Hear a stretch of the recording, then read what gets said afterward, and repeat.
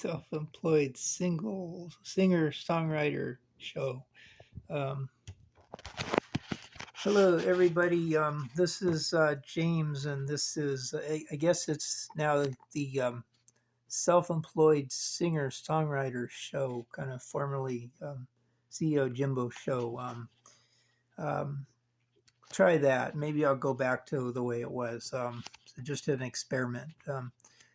This is another episode on Malaysia Airlines Flight 370, which is a Boeing 777 heavy wide-body airliner that disappeared about 10 years ago on a flight from Kuala Lumpur, Malaysia, heading to Beijing, China.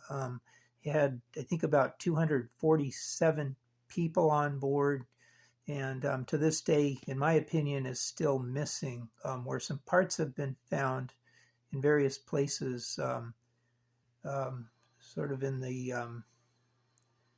I don't know, what kind of East Africa, West Australia area, and maybe up kind of north near Kuala Lumpur area, the South China Sea. We'll get to that later. I'll show you a map. But this isn't on parts this time. This is on navigation. It's section 3 of a book that I'm writing, which is called Navigational Nuances and Subtleties or something like that. Anyway, this is what I have for you tonight. I have an excerpt. This is my book that I'm writing, and did it change? Oh no, it did. It's really sensitive.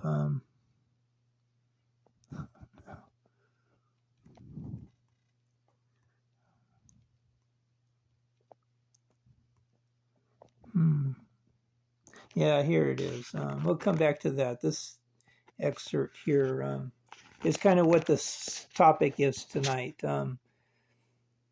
This section, this is on chapter 4 of my book, which is on sort of just pilot dead reckoning, or sort of seat of the pants flying. But it's more on the route that of the flight.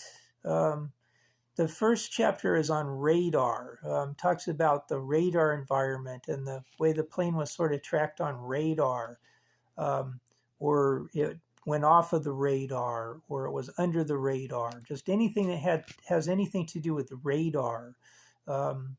There's an instrument called the transponder that's part of the radar system, and so if it has to do with transponder, or something that uses the transponder, that's in that chapter, and this isn't really on that chapter. There's also one on Inmarsat, and sort of satellite navigation. That's chapter 2 of this one. Keep in mind, this is section 3, so it's like chapters 9, 10, 11, and 12, I think it is. And so we're talking about chapter 12 in my book, of 16 chapters. Anyway, the third one is on this thing called WHISPER. It's an acronym for wide area. I don't recall offhand. WHISPER technology. It's late. It's almost midnight here.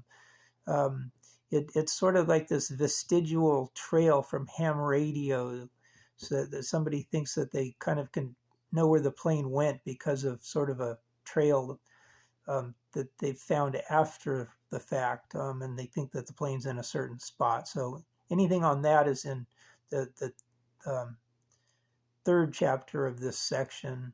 And then tonight's is on the fourth chapter, which is sort of just on kind of where the plane kind of must have flown. I mean, it had it's a Boeing 777 that has the capability, if it was fully topped off with fuel, I think it would fly for maybe about 17 or 18 hours at most, roughly that. I know there's flights that are scheduled for like 16 hours, and they'd probably pull into their destination with about 2 hours of fuel remaining. So, I mean, let's say this plane was fully loaded with fuel, it could have flown for 18 hours.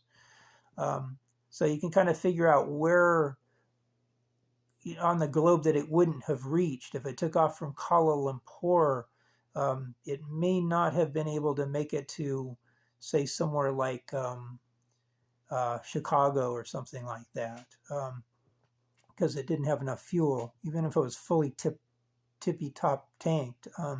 This one, I think I've seen that it had roughly about 7 hours of fuel, but and there's kind of there was kind of a discussion somewhere, and tonight we're not really talking about it too much, but there's some to do that the captain requested extra fuel, and it's kind of unusual because there wasn't really bad weather. There was, a new pilot that was trying to get training done, but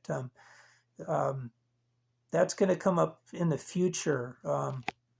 Tonight is on kind of more the kind of the history of lost airplanes, and not so much the nitty-gritty of what was happening inside of this one. So here's kind of the excerpt, kind of a build-up to it here. We're talking about Air France Flight 447 was a Boeing, it was an Airbus A330, I do believe, a 2-engine wide-body airplane that took off from Rio de Janeiro for Paris. Just 2 or 3 years or so before this flight went missing that I'm writing the book about. And it was gone. It disappeared for like about 2 years. It was finally found about 2 years later. 2009, this potential disaster gap first became apparent in 2009 when Air France from Rio disappeared over the South Atlantic with 228 people on board. And then about 2 years later, they finally found the entire plane and got both the black boxes and everything. So anyway, so some people were kind of predicting that this might happen again if changes weren't made. And I guess changes were not made. And guess what? This 777 is now missing. That was 2009. This is like 2014 is when this flight went missing. But here it says it was the first disappearance of a large modern jet over water. This is kind of talking about what I was just reading of that Air France flight. The Air France was the first flight of a modern airliner that disappeared in the ocean and just wasn't immediately found. And they didn't think that maybe they'd ever find it, but the difference here is they did finally find it, but it was the first disappearance of a large modern jet over water. I think more specifically, it wasn't just over water, it was in water, where it was kind of sort of inferred that it had to have been in the water, because if it was on land, they would find it. So it must have been in water, kind of thing. And they did indeed find it in water, and then so on. So I made this up. I kind of went back through some notes, even from like past videos. This is kind of like a little review here. Time for a flashback a little bit here, but these are flights that are currently missing, in my opinion. We're at 10 minutes, and I have to kind of finish up in about 10 minutes or so, or I have trouble kind of getting it up to YouTube and rotating it if I have to rotate it and stuff like that. But these flights are all that are roughly missing and so forth. There's a Pan Am Flight 7 Um, I take it back. These are all of them are missing except for Pan Am. They may have found Pan Am 7. I'm not fresh on this one, and I've been meaning to look it up. But I do believe that this one kind of disappeared into the Pacific Ocean, perhaps like somewhere around Hawaii. And I'm not sure when, maybe in the 1960s or something like that. And I'm not sure what kind of plane it was. But it disappeared into the Pacific, I do believe. And somebody kind of put forth that it's the most corrupt investigation that's ever occurred. So I take it that it's either not lost or they don't consider that as being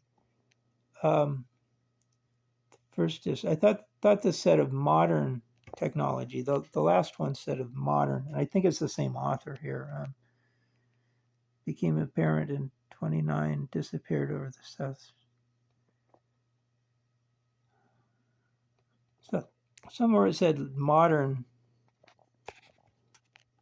The first disappearance of a large modern, yeah, right there, modern.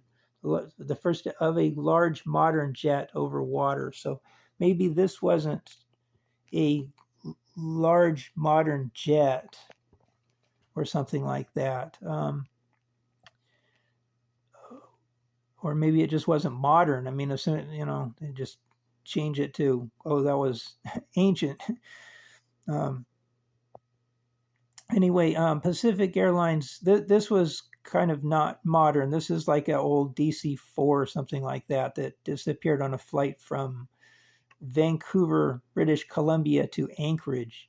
And this one is even more lost than Flight 370, where not a single piece or part has been found, where many pieces of the part have been said to have been found.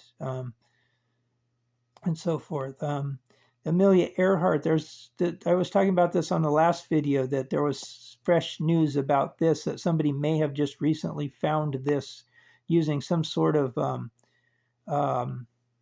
like imaging device where they kind of got images possibly of the very airplane down on the seafloor and so forth. And that's kind of brewing. But that was disappeared in 1937, and it's still kind of like really not totally officially found. That there's not really confirmation as to whether the video imagery is providenced and really that airplane.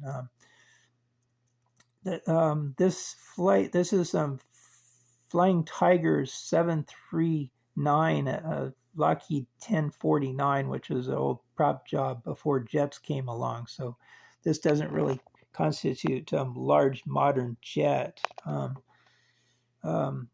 was in 62, a flight from Guam to Clark Air Force Base in Philippines, which disappeared. I don't think there were any parts. There was like a witness or two that said that they thought that they saw the plane kind of catch on fire and crash or something like that, but the authorities kind of rejected that as not being plausible or something like that.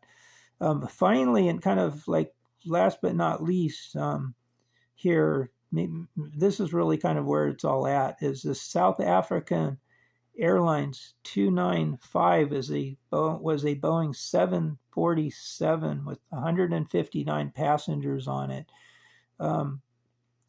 It's kind of on the records as being the deepest black box ever kind of recovered from the water at 16,100 feet deep, which is almost 5,000 meters, 4,900 meters deep.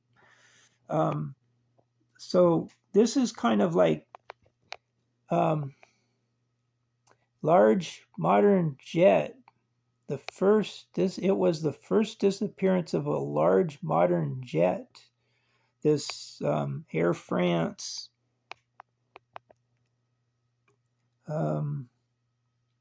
wherever it was, this Air France 447. But it seems to me that a 747 with its 4 jet engines is a sort of a modern jet airplane, a large modern jet. I mean, it didn't have the old props.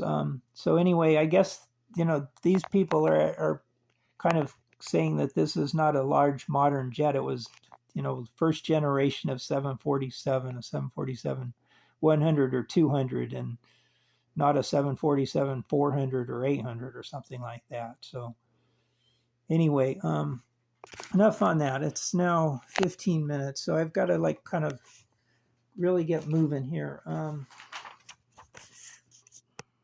I made this map here. I'm working on it. This is kind of Perth, Australia right here. This is Jakarta, Indonesia. This is Kuala Lumpur. The plane is thought to be in the water down here, and so I'm kind of going to probably be drawing sort of a circle here where sort of the initial search was made here, and then there's somebody that thinks that it must be further south, and then there's kind of these people with the whisper technology that thinks that it's farther north of the search area, and I think somebody else kind of put forth that it's kind of maybe was trying to do a forced landing at Christmas Island, which is right here, so it may have kind of ended up short of the runway in the water here or something like that. There's a lot of different theories and so forth. So I'm going to be sort of plotting that out on my map. This is Mauritius Island. Parts of this plane have been found in this area. There's this Madagascar, near Africa, and so forth. And that 747 that I was talking about that disappeared with 147 passengers was trying to land here. It took off from Taiwan way up here, came on down here, reported that it had fire on board, and it was trying to make it into Mauritius. And the pilot reported that he was having serious problems and that he didn't think they were going to make it. And they disappeared off of radio, and a search was sent out. And this is the plane that I just told you the black box was found the deepest at that 5,000 meters, whatever that was, 16,000 feet deep here. One of the two black boxes was found. The other one is still down there somewhere and has not been found. It seems like people have given up on that flight.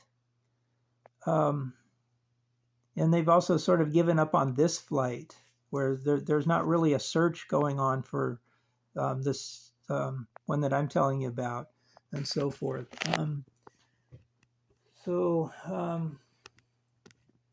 That's kind of about where we're at. I guess I'm going to have to end it at that because I'm running out of time here. The key point here is that I don't think this plane's ever going to get found unless people get serious about trying to find it,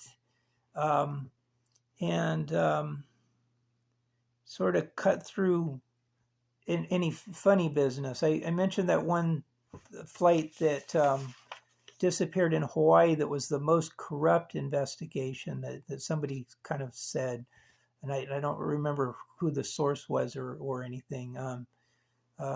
Could be wrong, but I didn't just make that up. I found that number and I kind of read that article, or read about that flight, and somebody was trying to describe what happened. So you might do that yourself if you're interested in it. Anyway, that's about it. This plane, I'm sort of assuming in my study that the parts are all real. There's roughly about 32, at least 32 different parts or pieces that were either part of the plane or that were thought to be in the plane. Like there's like 2 suitcases. There's like a backpack. There's like so some seat cushions and stuff like that they think came from the interior of the aircraft and so forth. And so I'm sort of assuming that that with this map that I'm making, that the plane has to be sort of in that map area if those parts are legitimate. Oh, that reminds me, one last thing, and we're at 20, so I really have to sum up here. I was going to show you 2 different maps here, and I didn't show you either one. Here's this. This isn't as important. I was just going to show you where Taiwan is. It's like right over here somewhere. Taiwan. It's like right here. So that flight went from Taiwan to Mauritius and ended up catching on fire, crashing into the water. They found that black box 5,000 meters deep. So that's kind of a big deal on that one. I was going to show you this last time. This is like flow currents here, and they say that the plane, this is Australia, here's Perth, and that it's either here or with the new thing that with the whisper technology that it's up here a little bit. The last video talked about a possible part that was found right in this area, and if there was a floating thing like a rubber ducky, if you will, trying to go along the surface here, these currents would tend to kind of make it go this way.